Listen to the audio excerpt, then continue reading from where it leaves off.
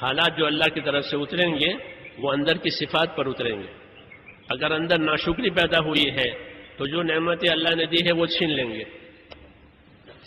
ہاں، کیونکہ اندر ناشکری پیدا ہوئی ہے، ناقدری پیدا ہوئی ہے، گناہ پیدا ہوئے ہیں. اندر کی صفات پر حالات آتے ہیں. لوگ حالات سے پریشان ہیں اور حالات آتے ہیں اندر کی صفات سے. اگر اندر کی حالت بگڑی ہوئی ہے، ناشکری ہوئی ہے، ناقدری ہوئی ہے، تو جو نعمتیں ملی ہیں اس کے چھین جانے کا خطرہ ہے. نعمتیں چھینی جاتی ہے. اور اندر شکر آیا ہے کہ میرے اللہ نے مجھے یہ دیا ہے، یہ نعمت مجھ کو اللہ نے دی ہے، دین کی، دنیا کی، اولاد کی، تندرستی کی، کتنی نعمتیں گن نہیں سکتے. کہ ان کی شکر گزاری کی صفت پیدا اندر ہوئی ہے تو دوسرے حال آئیں گے کہ اللہ تعالیٰ راضی ہو کر نعمت بڑھاویں گے، نعمتیں دیتے ہی رہیں گے، دیتے ہی رہیں گے. شکر کر کے شکر سے راضی ہوں گے اور راضی ہو کر نعمت دیتے رہیں گے. وَإِن تَشْكُرُوا يَرْضَهُ لَكُمْ. شکر کرو گے کہ اللہ تم سے راضی ہوتا ہی رہتا ہے گا، اور شکر کرو گے کہ نعمتیں بڑھتی چلی جائیں گی. تو حالات جو اچھے برے آتے ہیں وہ اندرون کے حالات پر آتے ہیں، باہر کی چیزوں سے نہیں آتے. کہ مال سے حالات اچھے ہو گئے، کہ کبھی نہیں ہوتا. کہ مال میں حالات بنانے کی کوئی طاقت نہیں ہے. حالات بگڑ بھی سکتے ہیں، کام بن بھی سکتے ہیں، نہیں بھی بگڑتے. میرے ایک دوست ہے ڈاکٹر، چائنیز طریقے سے علاج کرتے ہیں. تو لوگوں کے گھروں پر جاتے ہیں. تو ایک دن مجھے کہنے لگے کہ ایک جگہ گیا، وہاں علاج کے لیے جاتا رہتا تھا. تو کوئی غیر مسلم تھے، ان کے علاج میں بہت مالدار تھے، تو میرا جانا آنا ہوتا تھا. ایک دفعہ میں گیا تو دیکھا وہ ہے ہی نہیں. بھائی اتنا بڑا آدمی کہاں ہے؟ کہ ان کو تو ڈاکو لے گئے. ڈاکو لے گئے. پہلے زمانے میں مال پر ڈاکہ پڑتا تھا، اب انسانوں پر ڈاکہ پڑتا ہے. کہ لوگ انسانوں کو لے جاتے ہیں، مال کو چھوڑ دیتے ہیں کہ مال اپنے پاس رکھو، اور مال والے کو لے جاتے ہیں. یہ قدرت ہے اللہ کی. مصیبت کی نئی نئی شکلیں، مصیبت کی نئی نئی شکلیں. ورنہ تو مال چوری کر لیا، مال لوٹ لیا، اب مال چھوڑ دیا، مال والے کو لے گئے.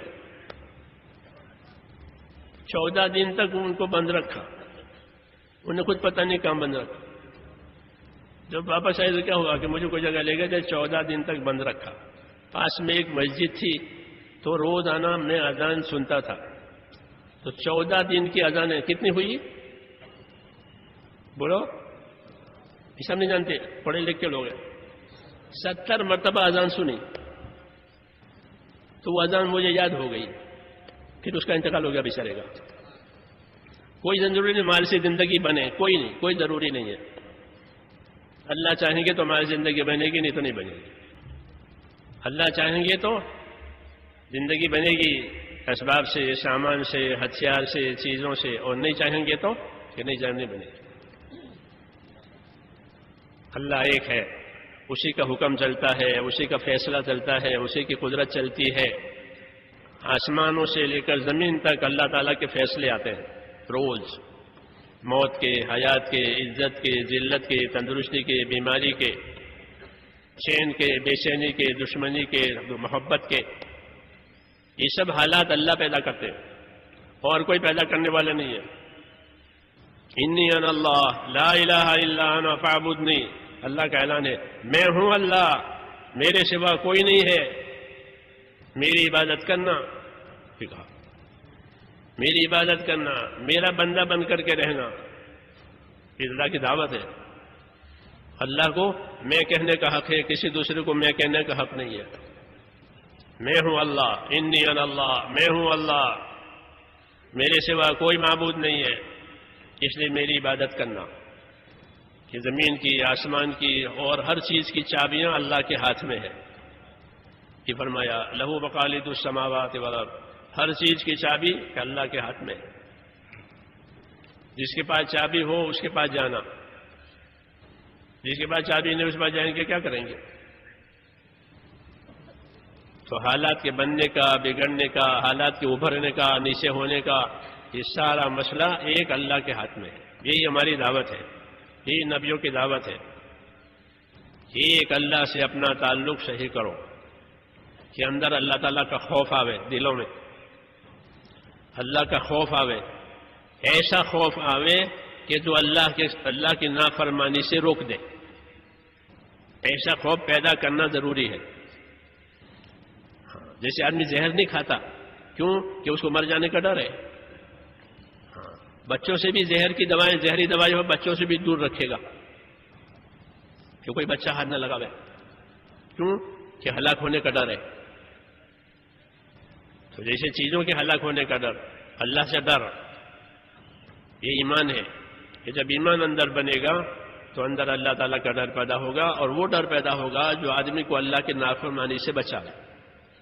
اور یہی اصل ہے ایمان بنانے کی محنت میں کہ اللہ کا خوف، ایسا خوف کہ پھر گناہ کی طرف جائے گا نہیں، کہ اللہ کا خوف اسے روک لے گا.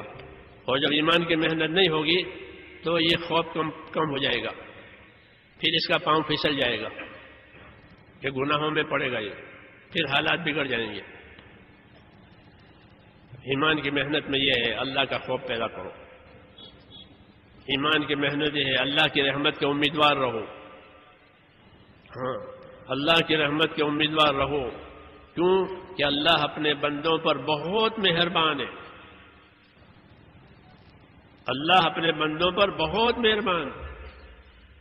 اس کی مہربانی کا تقاضا ہوا کہ ساری نعمتیں ہمارے لیے بنا دی ہے. ماں باپ کے دلوں میں محبت ڈال دی، ماں باپ کے دلوں میں محبت ڈال دی، اور دنیا کی چیزوں کو ہمارے کام میں لگا دیا ہے. آسمان کو، زمین کو، چاند، سورج، ہوا، پانی، آگ، سمندر، یہ سب کام میں لگے ہوئے ہیں آپ کے.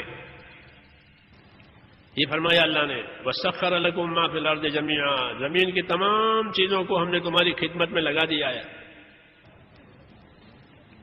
اتنا بڑا ہاتھی ہے، ہاتھی آدمی کی خدمت کرتا ہے. اتنا بڑا اونٹ ہے، آدمی اس پر سواری کر لیتا ہے. کیوں؟ کہ اللہ نے اس کو اس کی خدمت میں لگایا ہے، پابند کر دیا ہے. تو ایک ایک چیز یہ ہم کو بتا رہی ہے کہ کتنی نعمتیں ہیں. تو نعمتوں کی بھرمار ہے. کیوں؟ کہ اللہ بہت رحم کرنے والا ہے. کہ اللہ کی رحمت کے امیدوار رہو. یہ سکھایا کہ اللہ کی رحمت کے امیدوار رہو، اور اس رحمت کی امید میں اللہ کی اطاعت کرو. یہ ہدایت ہے ہم کو کہ اللہ کی رحمت کے امیدوار رہو، اور اللہ کی رحمت کی امید میں اللہ کی اطاعت کرو.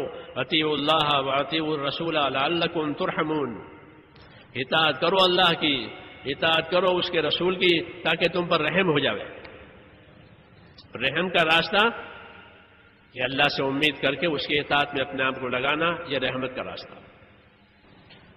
حالات میں جو رحمت آوے گی وہ اطاعت سے آوے گی. اس کا قاعدہ بتایا اطیعوا اللہ واطیعوا الرسول لعلکم ترحمون. اطاعت کرو اللہ کی، اطاعت کرو اس کے رسول کی، تاکہ تمہارے اوپر رحم ہو.